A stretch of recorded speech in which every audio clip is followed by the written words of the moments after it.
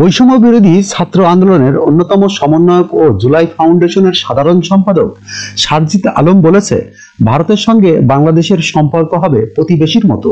সম্পর্ক তিক্ততার হবে কিনা তা ভারত কাজের মাধ্যমে নির্ধারণ করবে। তিনি বলেন, ভারত যদি মনে করে বিগত 16 বছর যেভাবে আওয়ামী লীগকে নিরাপত্তা দিয়ে বাংলাদেশকে চুষে নিয়েছে, সেই সুযোগ বাংলাদেশের জনগণ আর দেবে না।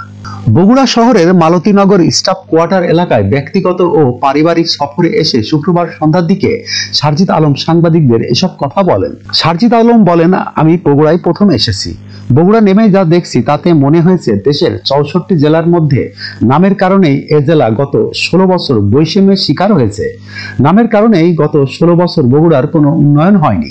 তিনি বলেন, বাংলাদেশের মানুষ এখন শতভাগ ঐক্যবদ্ধ। ভারতের কিছু মেরুদণ্ডহীন মিডিয়া সাম্প্রদায়িক প্রোপাগান্ডা ছড়াচ্ছে। সাম্প্রদায়িক উস্কানি দেওয়া হচ্ছে ভারতের পশ্চিমবঙ্গের কিছু মিডিয়ার মাধ্যমে। বৈষম্য বিরোধী ছাত্র আন্দোলনের অন্যতম সমন্বয়ক ও জুলাই ফাউন্ডেশনের সাধারণ সম্পাদক সারজিদ আলম বাবা ও মায়ের সঙ্গে বগুড়া শহরের মালতীনগর স্টাফ কোয়ার্টারের বটতলায় অবসরপ্রাপ্ত কলেজ শিক্ষক মোহাম্মদ আলীর বাসায় পারিবারিক সফরে আসেন। তিনি সাংবাদিকদের সঙ্গে কথা বলার আগে ব্যক্তিগত বিষয়ে প্রশ্ন না করতে অনুরোধ করেন। বাড়ি মালিক মোহাম্মদ আলীও এ ব্যাপারে কোনো মন্তব্য করেননি।